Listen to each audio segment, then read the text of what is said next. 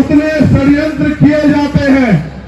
और तो और सरकारें, जब ये आरएसएस भारतीय जनता पार्टी की सरकारें रोक नहीं पाती तो मेरे ऊपर गोलियां चलाती हैं। आपके प्यार आशीर्वाद से इनकी गोलियां मेरा कुछ नहीं बिगाड़ सकती। लोग डर रहे हो, आपको लगता है चंद्रशेखर का साथ देंगे तो ताकतवर नहीं होंगे। जब आप मान्यवर काशीराम साहब का साथ देके ताकतवर हुए तो अपने खून चंद्रशेखर आजाद का साथ देके आप ताकतवर कैसे नहीं होंगे बताओ। विचार हमारा आधार होता है। जब आप विचार छोड़ते हैं तो आप अपना लक्ष्य छोड़ते हैं।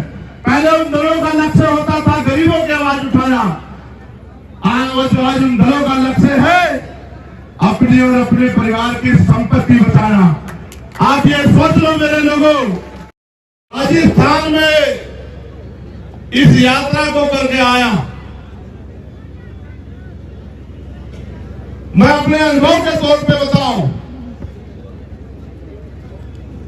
इस बीच में बहुत सारी खट्टी मीठी यादें हुई।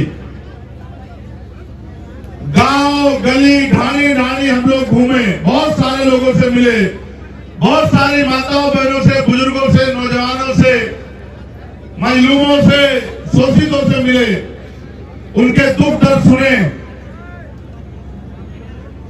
देश के किसी कोने में चले जाओ,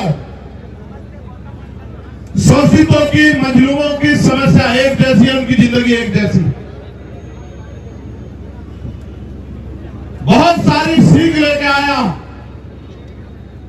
और ऐसी ऐसी ऐतिहासिक सभा हुई अपने घरे, प्रदेश में तो बाद में ऐसी ऐसी सभाएं हुई, इतनी बड़ी बड़ी जनता की ताकतें जुटी कि जो हौसला और हिम्मत जिससे हम लोग काम कर रहे हैं वो 4 गुना बढ़ गई। कि यहां तो मैं पैदा हुआ इस धरती में, ये तो मेरा अपना क्षेत्र है, लेकिन जहां मैं भीम आर्मी के काम से, आजाद समाज पार्टी काम से, उनके संघर्षों की वजह से पहुंचा, वहां भी लोगों में ये विश्वास, उम्मीद, आशा की किरण है कि आने वाले कल में उनके साथ जो समस्याएं हैं वो दूर होगी, उनका जीवन जो है अच्छा होगा और आने वाला कल देश में कमजोरों, शोषितों का होगा, मजलूमों का होगा, उनको हक अधिकार मिलेंगे, स्वाभिमान सम्मान का जीवन मिलेगा, उनको तरक्की मिलेगी और वो एकजुट होकर ताकत बन के आगे बढ़ेंगे।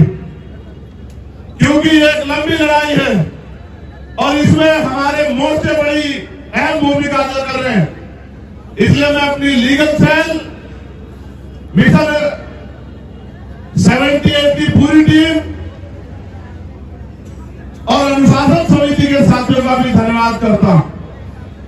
और यहां के जो जनता के वोट से चेयरमैन बने भाई रवि चौधरी, उनको भी धन्यवाद देता हूं बहुत बहुत, और भाई शमशाद अंसारी जी को भी धन्यवाद देता हूं। साथियों, माननीय काशीराम साहब के परिनिर्वाण दिवस पर उनकी बात ना हो तो क्या होगा। पूरी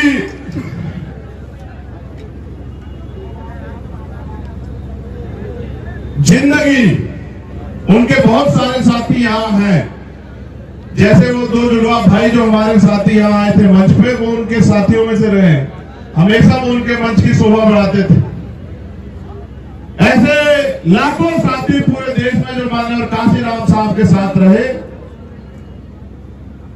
आज वो इस आंदोलन से जुड़ के, इस आंदोलन के जरिए माननीय काशीराम साहब के अधूरे सपने को पूरा करने के लिए दिन रात मेहनत कर रहे हैं।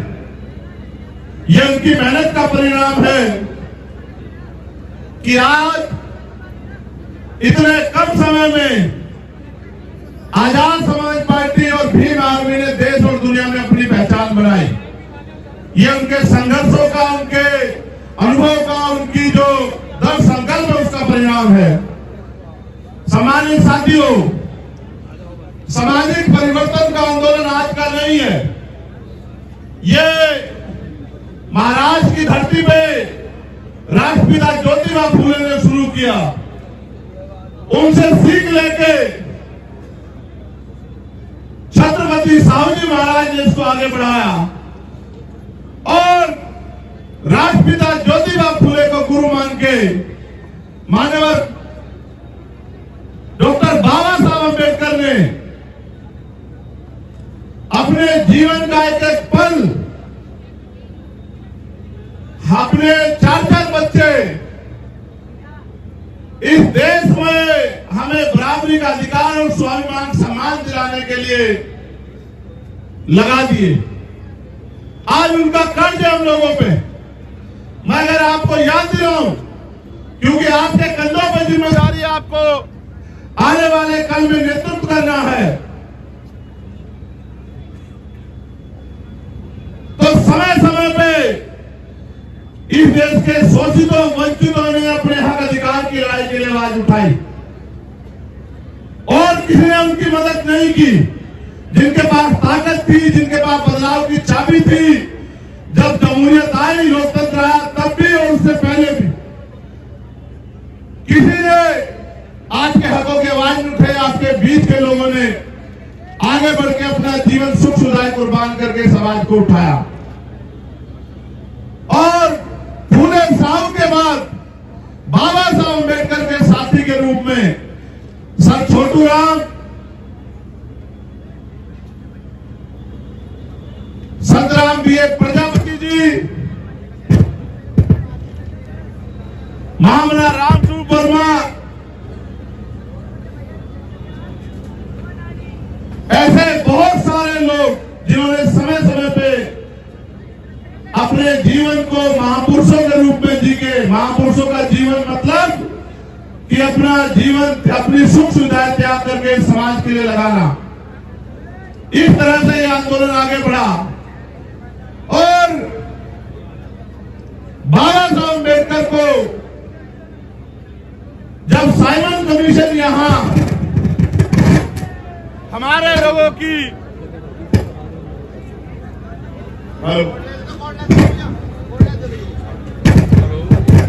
हेलो हमने चालू कर दो। हेलो देखो उन्हें कुछ लोग ये चालू है। हेलो हेलो हेलो हेलो इसको चालू कर दो भाई। हेलो हेलो हेलो ये ले लो। हेलो, धन्यवाद धन्यवाद। मैं आपको याद दिलाते हुए बताना चाहता हूं कि जब साइमन कमीशन भारत आया आगे हो जाओ थोड़े। तो डॉक्टर बाबा साहब अम्बेडकर के साथ सर छोटू राम उसका नेतृत्व कर रहे थे, उनका स्वागत कर रहे थे। और साइमन कमीशन अगर हम जानकारी हासिल करें तो इस देश में मजलूमों की हालात जानने के लिए आया था, जिसकी बात गवर्नमेंट कॉन्फ्रेंस में डॉक्टर बाबा साहब अम्बेडकर ने रखी कि भारत में हम लोग गुलामों के भी गुलाम हैं। और एक समय ऐसा आया कि जब बाबा साहब ने अपनी बात से प्रभावित किया ब्रिटिश गवर्नमेंट को और उन्होंने इस बात को सुना और कर्नल अवार्ड बाबा साहब को मिले। बाबा साहब की सारी बातें दमदारी और तर्क के साथ थी और उस समय के जो भारत के नेतृत्वकर्ता लोग थे, जो भारत की बात रख रहे थे, उनमें से एक जिनको हम आज भारत में राष्ट्रपिता महात्मा गांधी कहते हैं, मुझे कहने में कोई संकोच नहीं है कि महात्मा गांधी जी ने उस समय और उनके साथियों ने वैचारिक विरोध के कारण जितने भी मुस्लिम डेलीगेट वहां थे गवर्नमेंट कॉन्फ्रेंस में, उन सबको ये कहा कि डॉक्टर अम्बेडकर का साथ मत देना, हम आपको हर वो चीज आपकी मांग पूरी करेंगे जो आप चाहते हो।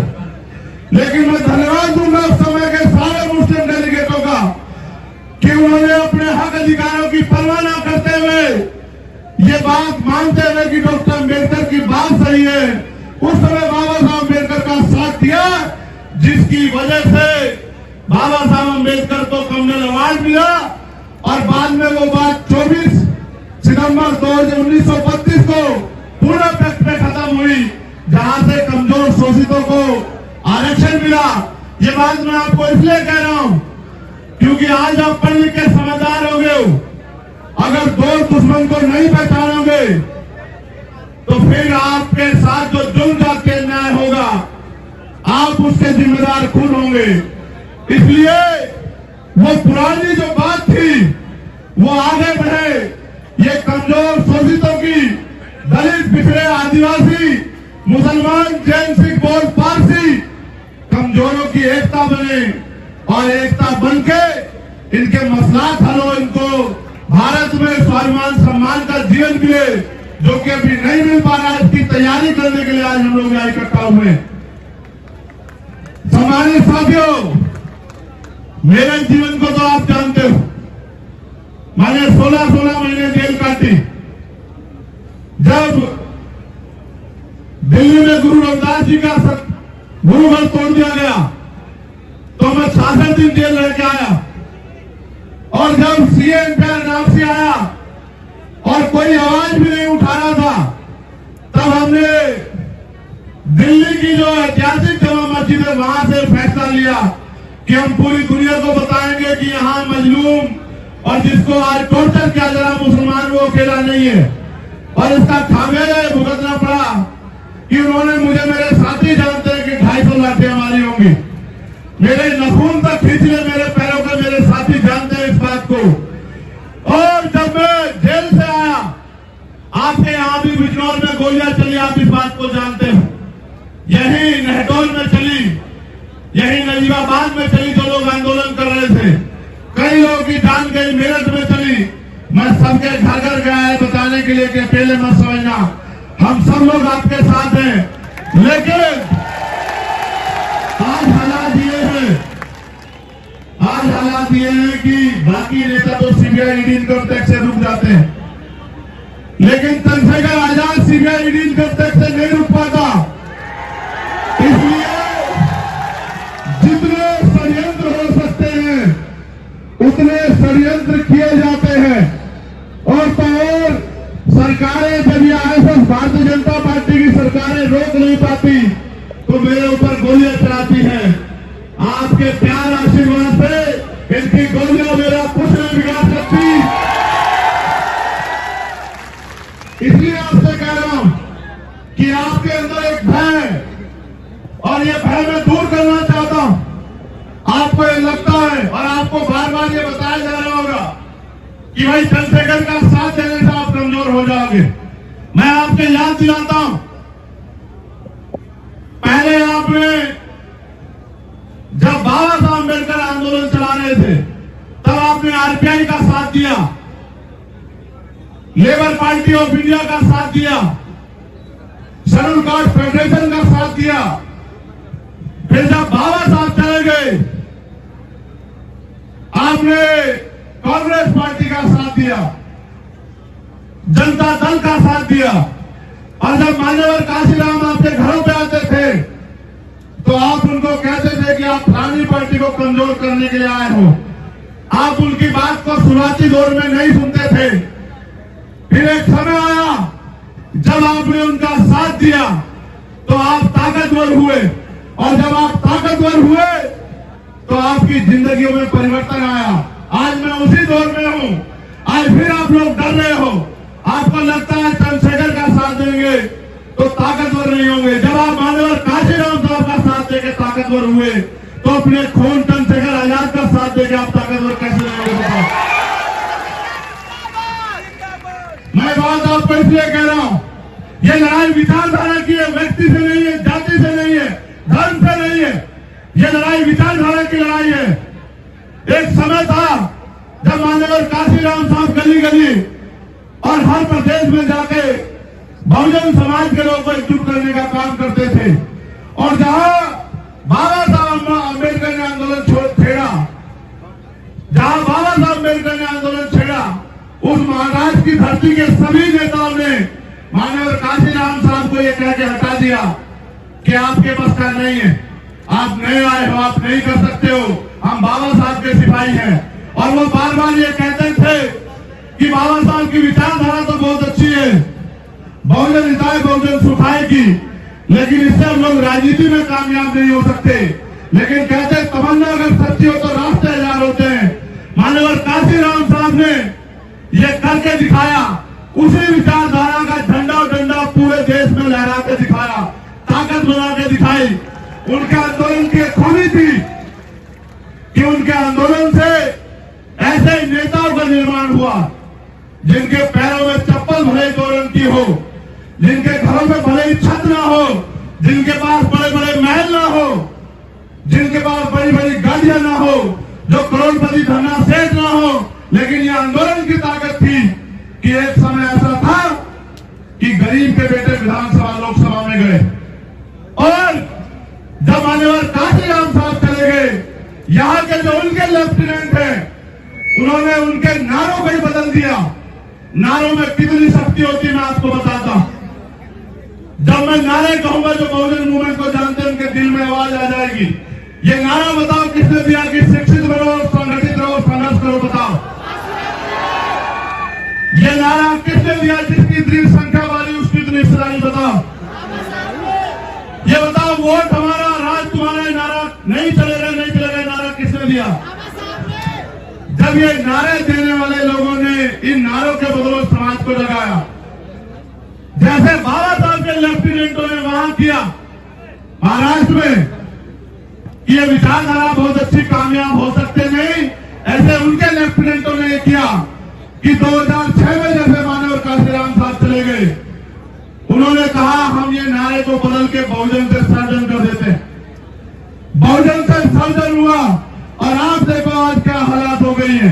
विचार हमारी शक्ति होती है, विचार हमारी ताकत होती है, विचार हमारा आधार होता है। जब आप विचार छोड़ते हैं तो आप अपना लक्ष्य छोड़ते हैं। पहले उन दलों का लक्ष्य होता था गरीबों की आवाज उठाना, आज उन दलों का लक्ष्य है अपनी और अपने परिवार की संपत्ति बचाना।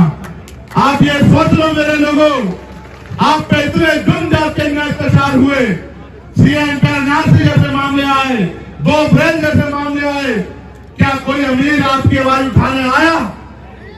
आपने जिनको नेता बना के भेजा विधानसभा लोकसभा में, क्या वो आपके क्षेत्रों के लिए बोले?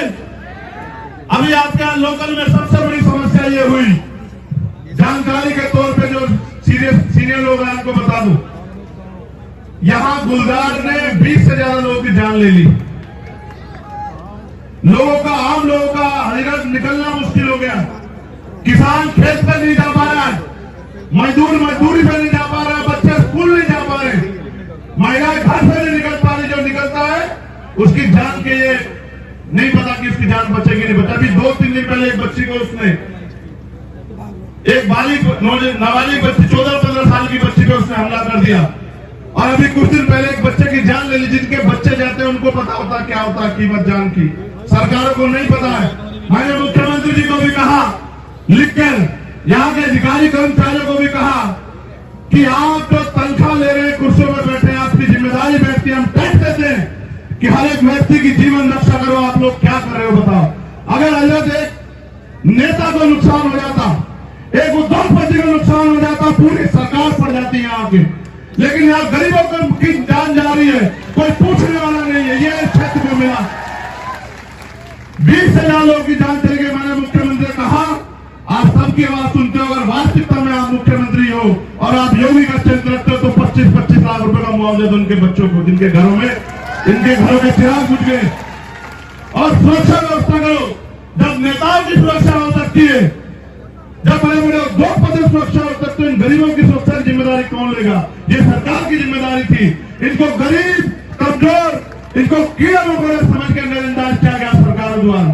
और अजब 5 घटनाएं अभी कुछ दिनों में यहाँ दलित समाज की बच्चों के बलात्कार की हो गई और यहाँ के अधिकारी कर्मचारी हाथ पे आकर के बैठे। मैं होता पार्लियामेंट में, प्रधानमंत्री जी को भागने नहीं देता पार्लियामेंट से, पूछता कि बताया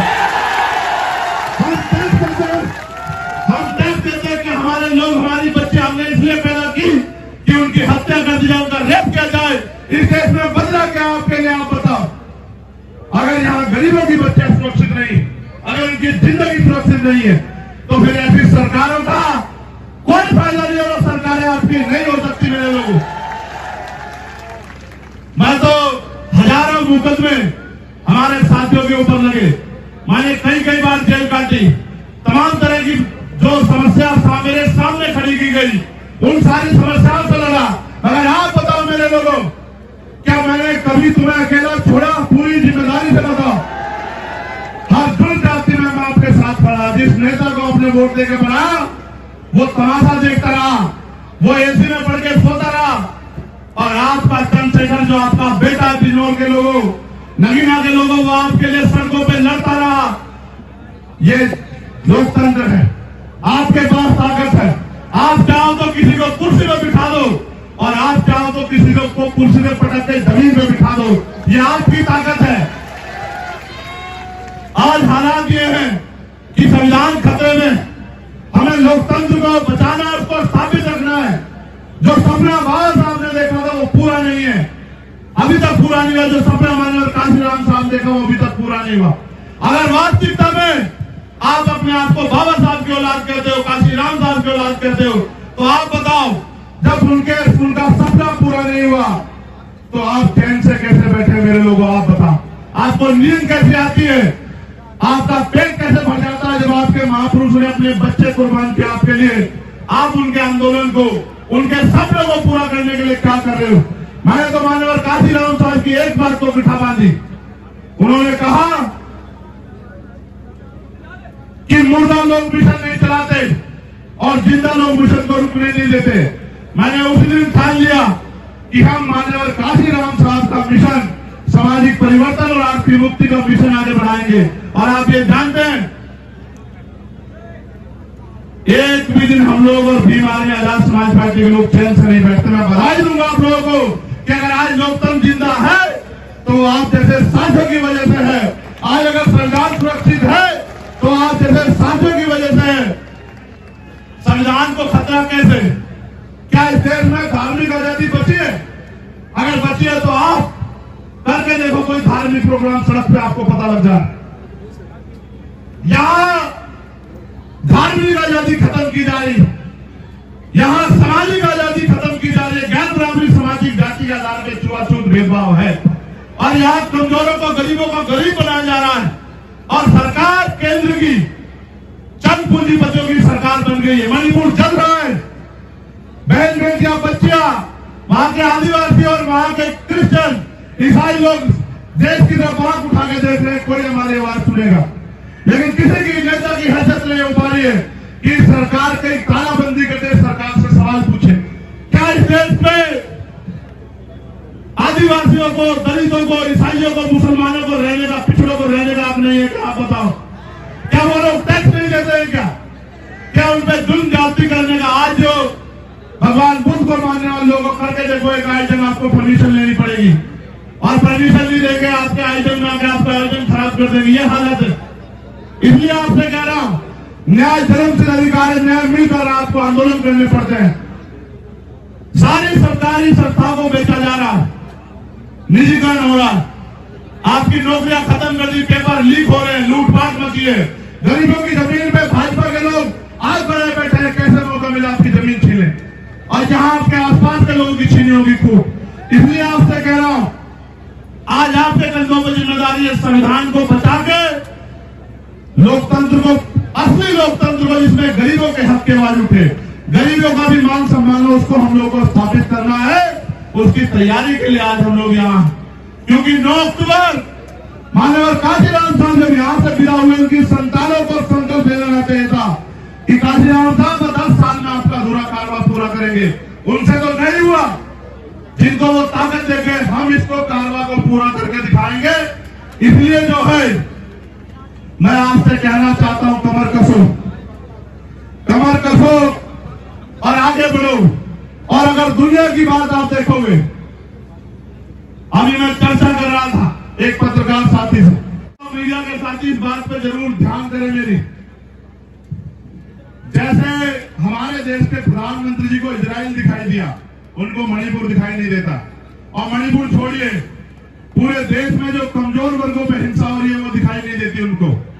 सरकारी कर्मचारी बड़ा आंदोलन कर रहे थे दिल्ली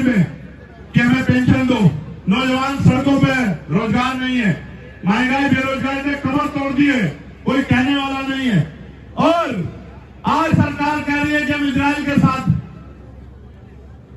आप ये जानते हो, अगर आपने इतिहास पढ़ा, और मेरा जमीन इस बात की गवाही देता है कि हमें हमेशा कमजोरों के साथ खड़ा होना चाहिए, अपने हक की लड़ाई लड़ने वालों के साथ खड़ा होना चाहिए। आप इतिहास उठा के देखो, अगर आप ये बात जानने का प्रयास करोगे इजराइल और फिलिस्तीन को, तो आपको पता लगेगा कि जिस तरह हमारे देश में हम लोग इस देश के मूल निवासी, दलित, पिछड़े, आदिवासी और जो धार्मिक अल्पसंख्यक लोग हैं, वो जो बेबस लाचार हो रहे हैं अपने देश में वोट होते हुए भी, इसी तरह से इजराइल ने फिलिस्तीन की जमीन पे कब्जा किया और फिलिस्तीन के लाखों लोगों को बंदी बनाया और फिलिस्तीन को अपने ही देश में वहां के लोगों को मरने के लिए मजबूर किया।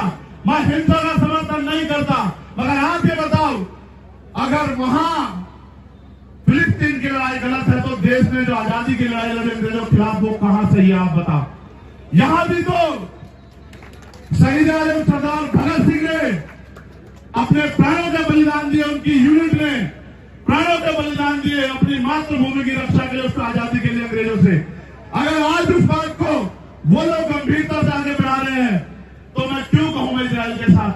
मैं हर एक कमजोर के साथ हूं और मैं फिलिस्तीन के साथ हूं, मैं गारंटी से कहता हूं।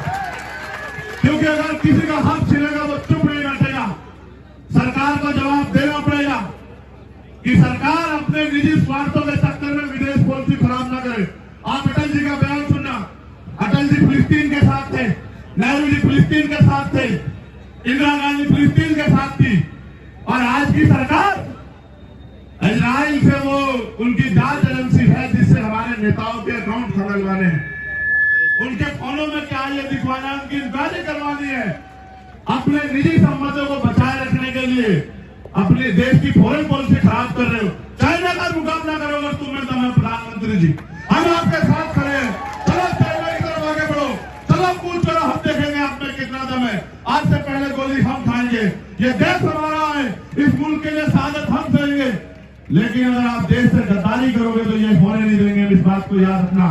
पूरी भीम आदमी, पूरी आज समाज पार्टी शोषितों, वंचितों, मजलूमों के साथ खड़ी है।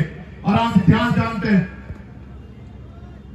कोई ऐसा मसला नहीं, चाहे पहलवानों का मसला, चाहे किसानों का मसला हो, चाहे सीएम के एनआरसी का मसला हो, कोई ऐसा मसला नहीं जिसमें हमने कमजोरों का साथ नहीं दिया। क्योंकि मेरे बाद आप लोग आज के जो अध्यक्ष हैं इस सभा के, उनको सुनेंगे, और मैं आग्रह करूंगा भीम आर्मी के नौजवान साथियों से, मैं आज उनको सुनने के लिए बड़े मन से आया। जब वो अपनी बात रखें, आप उनको मन से बैठ के सुने, क्योंकि मैंने बहुत लोगों को सुना, जिस तरह की जानकारी उनके पास है, ऐसी जानकारियां मैं नहीं मानता भारत में 2-4 लोगों के अलावा किसी के पास होंगी। इसलिए मैं आपसे आग्रह करूंगा कि आप उनको सुने। उससे पहले मैं आपसे कहूंगा, हम भारत की संविधान की प्रस्तावना पढ़ेंगे। जब आपका स्पीच खत्म हो जाएगी तब हम सब लोग खड़े होकर भारत के संविधान की प्रस्तावना पढ़ेंगे, उसका संकल्प लेंगे। मैं आखिरी बात आपसे कह रहा हूं,